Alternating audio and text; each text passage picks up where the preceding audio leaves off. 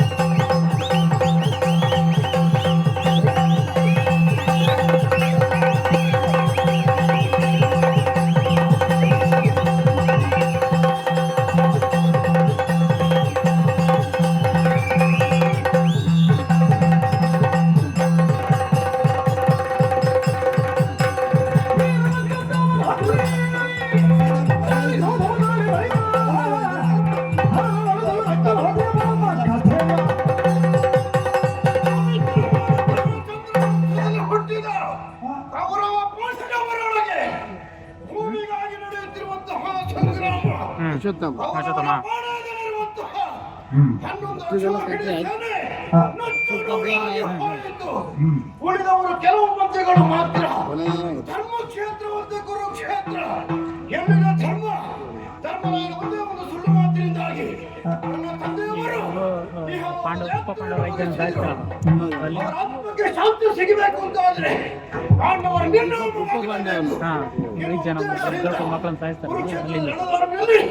ಸಾಗುತ್ತಾ ಬರುತ್ತಿರುವಂತಹ ಸಂದರ್ಭ ಅದೆಷ್ಟೋ ವೀರಾದಿ ವೀರರ ರಕ್ತ ಮಾಂಸಗಳನ್ನು ತಿಂದು ಕುಡಿದರು ತೃಪ್ತರಾಗಲಿಲ್ವೇ? ತೃಪ್ತಪಡಿಸ್ತೇನೆ. ಹಿಂದಿನ ದಿನ ಪಾಂಡವರ ಶಿರವನ್ನು ಕಡಿದು ಅವರ ರಕ್ತವನ್ನು ಭೂಮಿಗೆ ಚೆಲ್ಲುವ ಮೂಲಕ ಈ ರಾತ್ರಿಯನ್ನು ರಕ್ತರಾತ್ರಿಯಲ್ಲಿ ಆಚರಿಸ್ತೇನೆ. ರಕ್ತರಾತ್ರಿ ರಕ್ತರಾತ್ರಿ.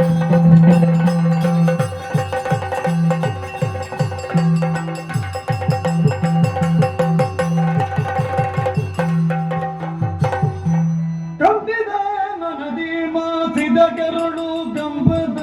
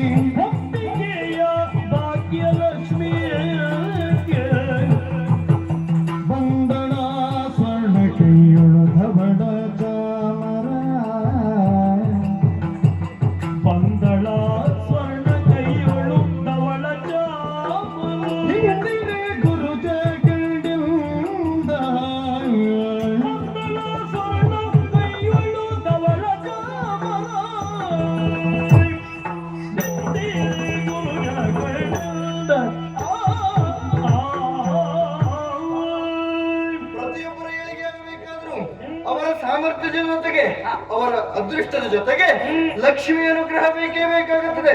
ಜಯಿಸುವುದಕ್ಕೆ ಜಯಲಕ್ಷ್ಮಿ, ಸಂಪತ್ತಿಗೆ ಸಂಪತ್ತಿನ ಲಕ್ಷ್ಮಿ, ಎಲ್ಲಕ್ಕೂ ಕೂಡ ಲಕ್ಷ್ಮಿಯೇ ಕಾರಣರಾಗಿರ್ತಾಳೆ. ಈಗ ನಾವಿರುವುದಾದ್ರೆ ಹೇಗೆ ಹೇಳು?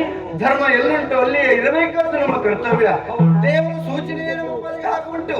ಈಗ ಧರ್ಮ ಎನ್ನುವುದು ನಾವು ಇಷ್ಟು ದಿನ ಇರುವಂತಹ ಗೌರವದಲ್ಲಿ ನಶಿಸ್ತಾ ಉಂಟು, ಅವನಿಗೆ ಸೋಲೆ ಆಗುತ್ತಾ ಉಂಟು. ಹಾಗಿದ್ದ ಮೇಲೆ ನಮ್ಮ ಸ್ಥಳ ಇದಲ್ಲ, ದೇವರ ಸೂಚನೆ ಆದ ಕಡೆ ತೆರಳೋಣ.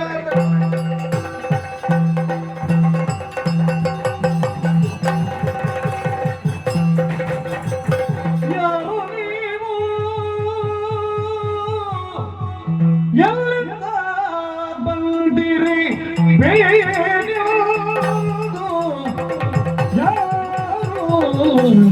ನೀವು ಯಾರು?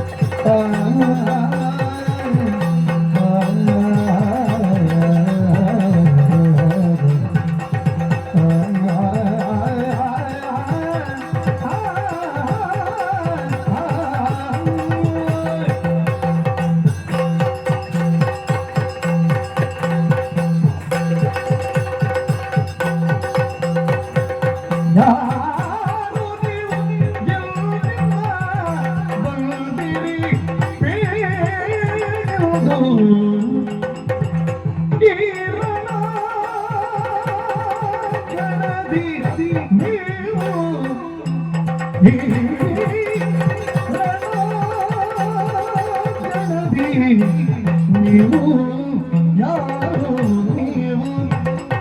ನೀವು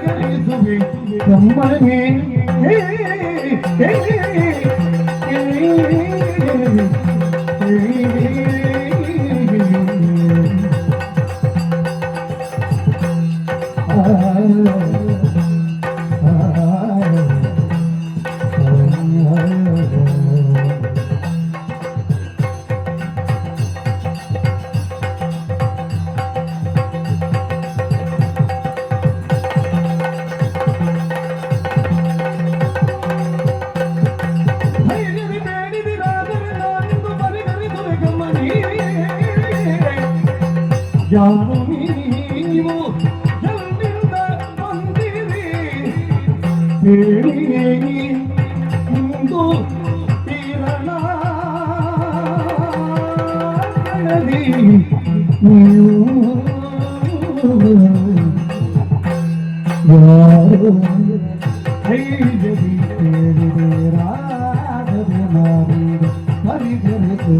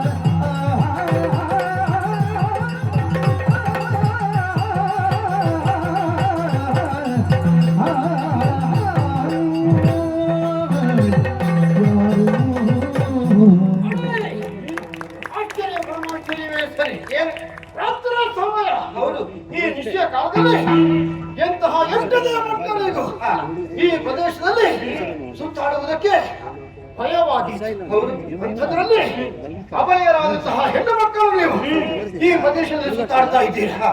ಎಲ್ಲಿಂದ ಬಂದವರು, ಮುಂದೆ ಎಲ್ಲಿಗೆ ಹೋಗುವವರು, ತಂದೆ ತಾಯಂದಿರು ಯಾರು, ಹೆಸರೇನು, ಈ ರೀತಿ ಹೋಗುವ ಉದ್ದೇಶವನ್ನು ಹೇಳಿ. ನಾವ್ಯಾರು ಅಂತಿಲ್ಲ. ಕ್ಷೀರಸಾಗರ ಮತನದಿ ಪುಟ್ಟಿಯ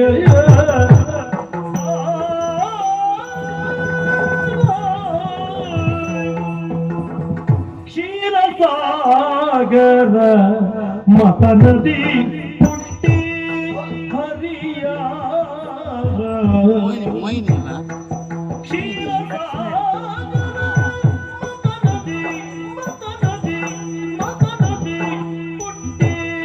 ಹರಿಯ ಸೇರಿ ರಕ್ಷದಿ ನಿನ್ನ ಕಥೆಯ ನೀ ಹರಿಯ ಹರಿಯ ಸೇರಿ ವೃಕ್ಷದಿಂದ ಕಥೆಯ ನೀನರಿಯ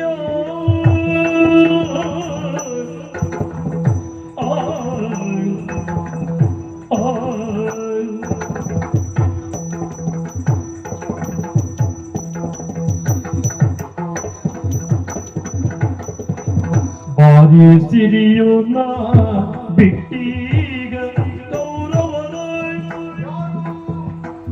ಬಾರಿ ಸಿರಿಯೋಣ ಬಿಟ್ಟೀಗ ಗೌರವನ ಸೇರುವೆ ಪತಿ ಆಜ್ಞೆಯಂತೆ ಪಾಂಡವರ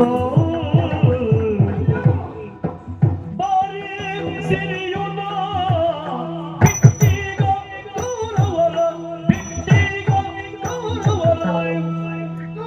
ಸೇರುವೆ ಪತಿ ಆಜ್ಞೆಯಂತೆ ಪಾಂಡವರು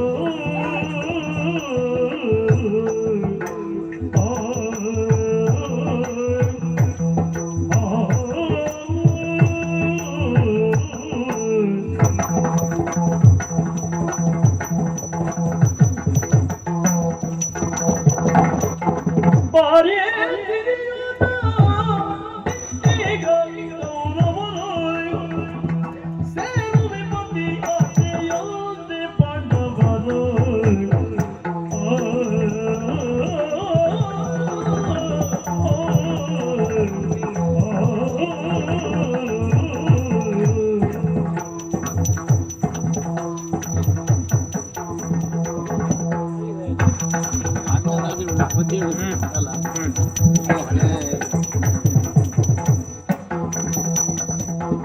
ಬಾರಿ ಸಿರಿಯುನ ಬಿಟ್ಟೀಗ ಗೌರವನ ಸೇರುವೆ ಪತಿಯಾಜ್ಞೆಯಂತೆ ಪಾಂಡವರ ಸೇರುವೆ ಪತಿಯಾಜ್ಞೆ ಅಂತೆ ಪಾಂಡವರ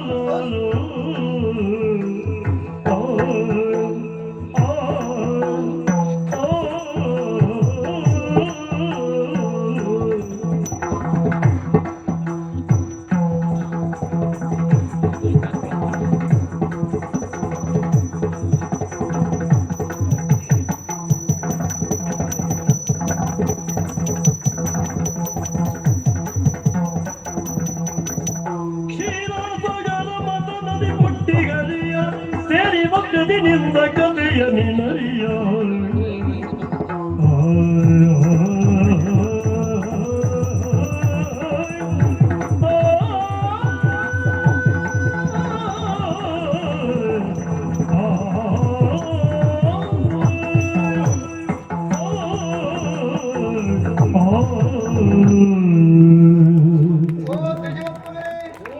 ಹೊಂದಿಸಿಕೊಳ್ತಾ ಇದ್ದೇವೆ.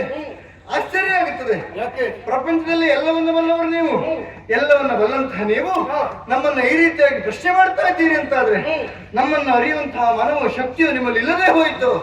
ಅದೇ ನನಗೆ ಆಶ್ಚರ್ಯವಾಗುವುದು. ಕೆಲವೊಂದು ಸಂದರ್ಭದಲ್ಲಿ ಸಿಟ್ಟುಕೊಂಡಂತಹ ಸಂದರ್ಭ ಯಾರು ಎಲ್ಲಿ ಏನು ಅನ್ನೋದನ್ನು ಅರ್ಥ ಮಾಡಿಕೊಳ್ಳುವುದಕ್ಕೆ ಅಸಮರ್ಥರಾಗಿರ್ತಾರೆ. ಆದೀತು, ಸಂದರ್ಭವೋ ಕಾಲವೋ ಎಲ್ಲ ರೀತಿಯಲ್ಲೂ ನಮಗೆ ಅನುಕೂಲವಾಗುತ್ತದೆ ಅಂತ ಹೇಳುವುದಕ್ಕೆ ಆಗುವುದಿಲ್ಲ. ಮತ್ತೆ ನಮ್ಮ ಪರಿಚಯವನ್ನು ಹೇಳಿಕೊಳ್ಳುವುದಕ್ಕೆ ನಮಗೊಂದು ಸಂತೋಷವೂ ಹೆಮ್ಮೆಯೂ ಉಂಟು. ಹೌದಾ? ಕೇಳಿದ್ದಿರಬಹುದು, ನೀನು ತಿಳಿದಿದ್ದಿರಬಹುದು. ಹಿಂದೊಂದು ಸಂದರ್ಭದಲ್ಲಿ ಸಮುದ್ರ ಮಥನವನ್ನು ಮಾಡುವಾಗ ಲಕ್ಷ್ಮಿಯರು ಹುಟ್ಟಿದ್ದಾರೆ, ಲಕ್ಷ್ಮಿಯರು ಉದಿಸಿದ್ದಾರೆ. ಆ ಸಮುದ್ರ ಮಂಥನ ಎನ್ನುವಂತಹ ದೊಡ್ಡ ಪ್ರಸಂಗದಲ್ಲಿ ಎಷ್ಟು ಮಂದಿಗಳಿಗೆ ಅವಕಾಶ ಸಿಕ್ಕಿದೆ ಗೊತ್ತುಂಟಾ? ಹೌದಾ?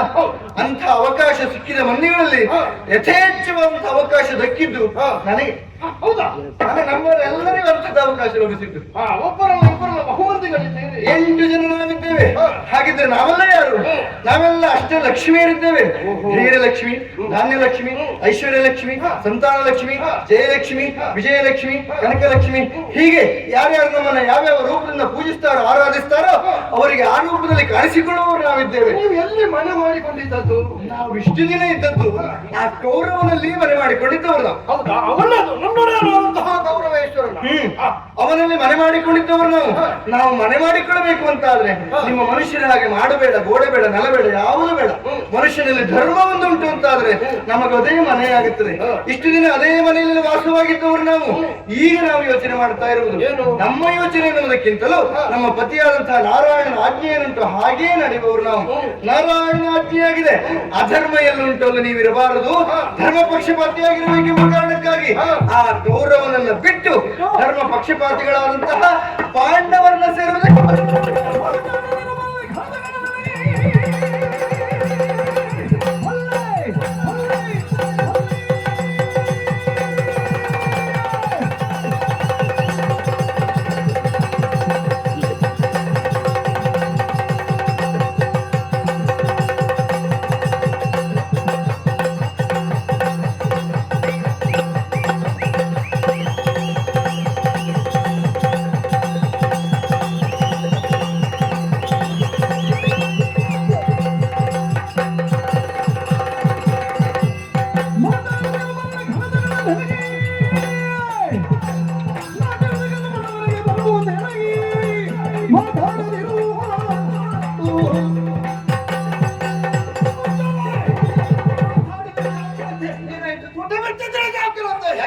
ಏನು ಮಾಡ್ತಾ ಇದ್ದೆ? ಗೌರವೇಶ್ವರನ ಜೊತೆಯಲ್ಲಿದ್ದುಕೊಂಡು ಅವನ ಪೂಜೆಯನ್ನು ಕೈಗೊಳ್ಳುತ್ತಾ ಇದ್ದಂತಹ ನೀವು ಹಿಂದಿನ ದಿನ ನಿರ್ಧಾರವನ್ನು ಬದಲಿಸ್ತಾ ಇದ್ದೀರಾ. ಹರಿ ಆಜ್ಞೆಯಂತೆ ಪಾಂಡವರ ಪಕ್ಷವನ್ನು ಸೇರುವುದಕ್ಕಾಗಿ ಮುಂದಾಗುತ್ತಾ ಇದ್ದೀರಾ. ಗೌರವ ಎಲ್ಲವನ್ನು ಕಳೆದುಕೊಂಡಿರಬಹುದು, ಆದ್ರೆ ಅವನ ಜೊತೆಯಾಗಿ ಗುರುಪುತ್ರನಾದಂತಹ ಅಶ್ವತ್ಥಾಮ ಇನ್ನೂ ಜೀವಂತ ಇದ್ದಾನೆ. ನಿಮಗೆ ಯಾವುದು ಬೇಕು ಒದಗಿಸಿಕೊಡುವುದಕ್ಕೆ ಸಾಮರ್ಥ್ಯ ಇದ್ದರೆ ಹೋಗುಗಳನ್ನು ತಡೆದು ನಿಲ್ಲಿಸಿ ರೇಗಿಸುವೆಯ, ಹೋಗುಗಳನ್ನು ತಡೆದು ನಿಲ್ಲಿಸಿ ರೇಗಿಸುವೆಯ, ನೀ ರೇಗಿಸುವೆಯ. ನಾಗಶಯನನ್ನು ಸೇವೆ ಹೋಗಿ ನಿಶ್ಚಯ, ನಾಗಶಯನನ್ನು ಸೇವೆ ಹೋಗಿ ನಿಶ್ಚಯ.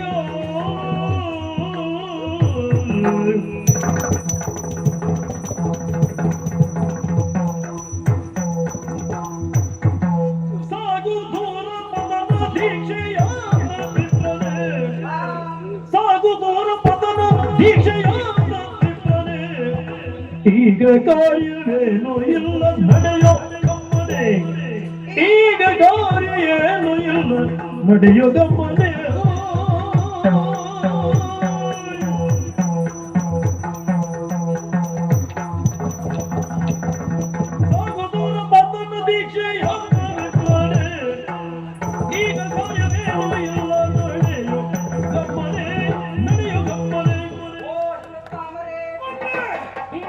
ತೆರಳುತ್ತಿರುವಂತಹ ನಮ್ಮನ್ನು ತಡೆದು ನಿಲ್ಲಿಸ್ತಾ ಇದ್ದೀರಿ.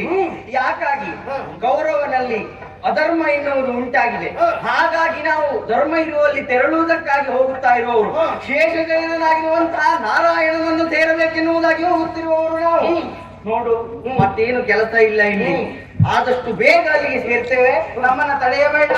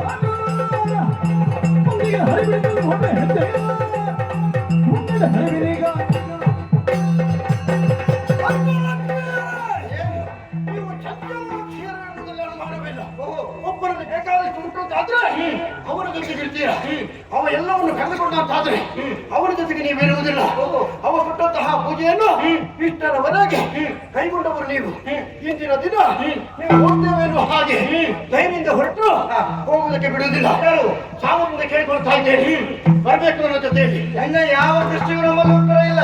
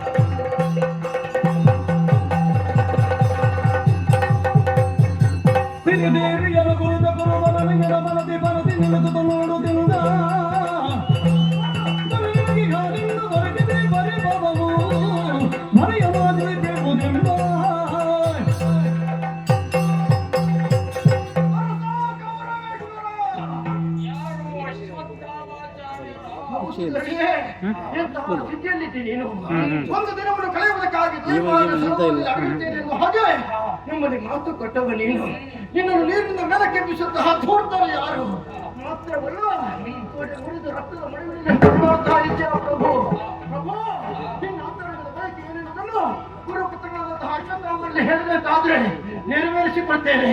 ಹೇಳಯ್ಯ, ಹೇಳು ಪ್ರಭು. ಪಿತನಳಿದ ದೀಕ್ಷೆಯಲ್ಲಿ ಅರಿಗಳ ಹತಿ ಈವರೆಗಾದುವುದಿಲ್ಲವು. ಪಿತನಳಿದ ದೀಕ್ಷೆಯಲ್ಲಿ ಅರಿಗಳ ಹತಿಗರೀವರೆಗಾದುವುದಿಲ್ಲವು. ಕತಿಯ ಪೌಷ ರಣವಿನ್ಯಾದಗೆಯ ಕತಿಯ ರಣವಿನ್ಯಾದಗೆಯ ತೊಡೆ ಮುರಿದು ರಣದಿ ಗತಿಸಿ ಹೋಗುವ ಸ್ಥಿತಿಯೊಳಗೆ ಗತಿಸಿ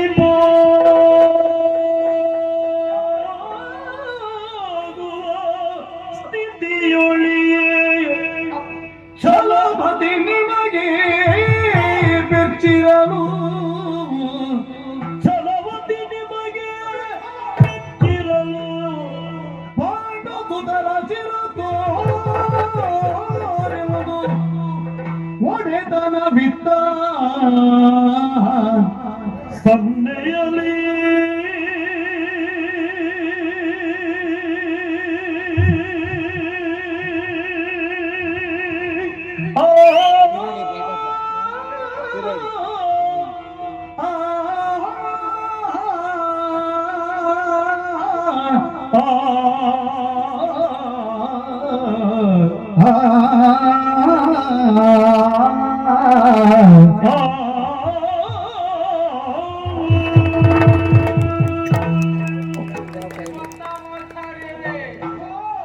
ಏನಿದು ಆಶ್ಚರ್ಯ!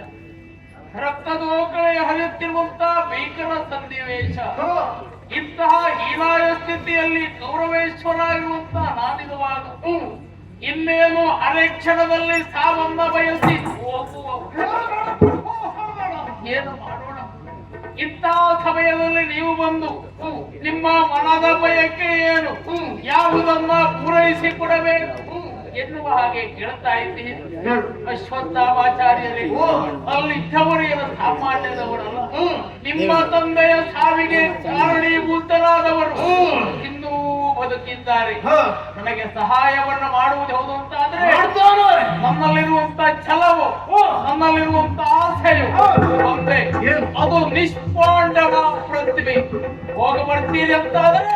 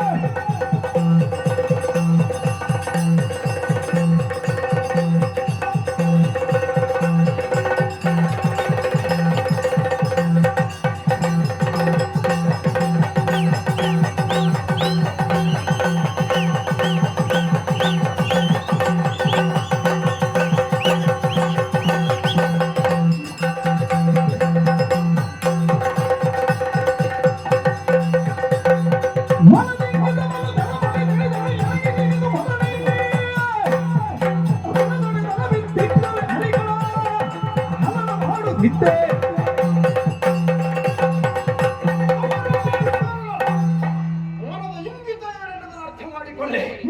ಎರಡು ಸನ್ನೆಯಲ್ಲೇ ಸೂಚಿಸುತ್ತಾನೆ. ಅವನಾದನ್ನು ಶತ್ರುಗಳಾದಂತಹ ಪಾಂಡವರ 5 ಮಂದಿಗಳು ಶಿರಬೇಕು ಎನ್ನುವ ಹಾಗೆ ಹೋಗ್ತೇನೆ. ಪಾಂಡವರ ಶಿಬಿರದತ್ತ ನಡೆಯುತ್ತೇನೆ.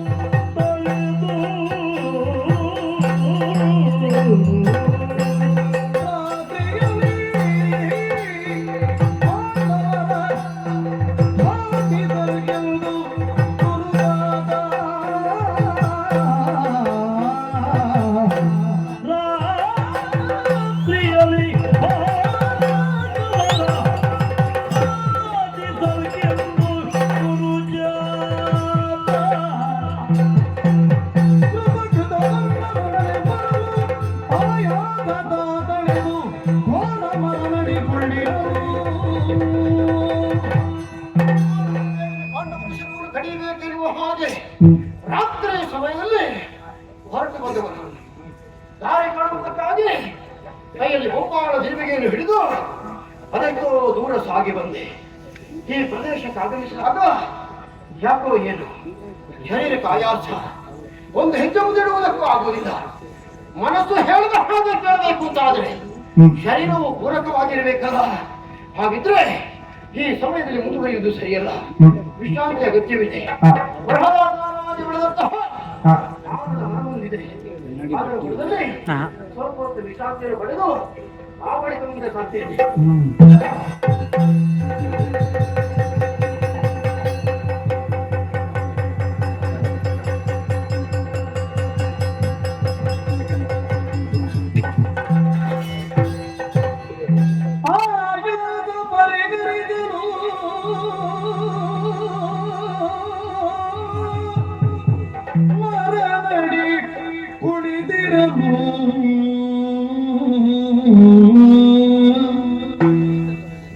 ಮರಮಿಡಿ ಕುಳಿತಿರಲು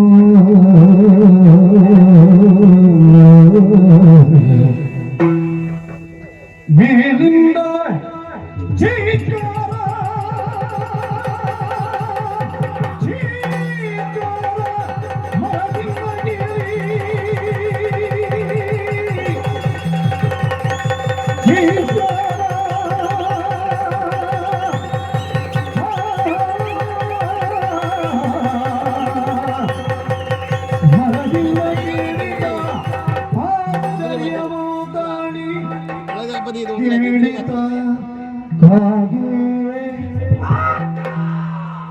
ಭೂತ ಪ್ರೇತ ಗೂಗೆಗಳು ಗೂಗೆಗಳು ಕೂಗುರ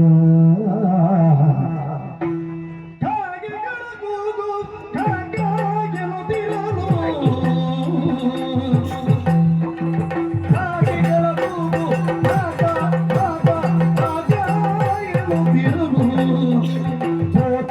ಪೋತಗಳು ಬರುತ್ತಿರುವುದನ್ನು ಕಂಡು ಪೋತಗಳು ಬರುತ್ತಿರುವುದನ್ನು ಕಂಡು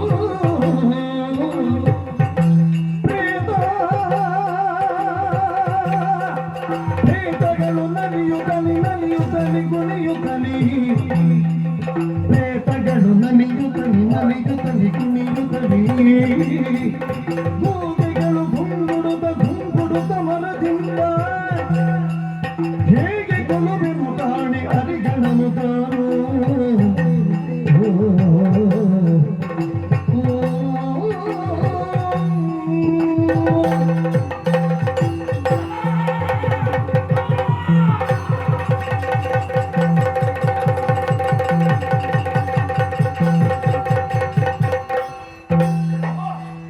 ಏನು ಆಶ್ಚರ್ಯ ಆನೆ ಸಂತಾನಗಳು ಸ್ವಲ್ಪ ವಿಶ್ರಾಂತಿ ಪಡೆಯುವುದಕ್ಕೆ ಬಿಡುವುದಿಲ್ಲವಲ್ಲ.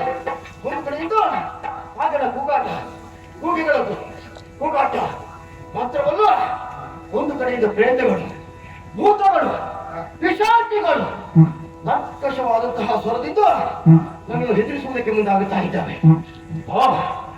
ಈ ಪ್ರದೇಶದಲ್ಲಿ ಬಾಯಿಗೆ ನೀರಿಲ್ಲದೆ ಸತ್ತಂತಹ ಪ್ರೇತಗಳು ತುಂಬಾ ಇರಬೇಕು. ಇಲ್ಲದೇ ಇದ್ರೆ ಈ ರೀತಿಯಾಗಿ ಕಿರುಚಾಟ ಮಾಡುವುದಕ್ಕೆ ಸಾಧ್ಯತೆ ಇದೆ. ಮೇಲೆ ನೋಡ್ತಾ ಇದ್ದಾರೆ, ಕಾಗೆಗಳ ಹೆಣ್ಣನ್ನು ಕೂಗೆಗಳು ಕುಕ್ಕಿ ಕುಕ್ಕಿ ಹಿಂಸಿಸಿ ತೆರೆಯುರುಳುತ್ತಾ ಇವೆ.